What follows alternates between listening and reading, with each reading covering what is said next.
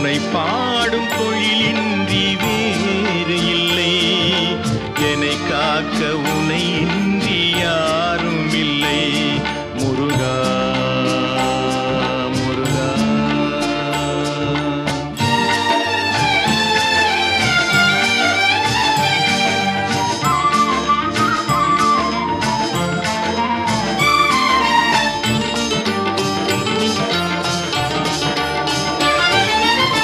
கற்பனையில் வருகின்ற சொற்பதமே அன்பு, கருணையில் உருவான அற்புதமே.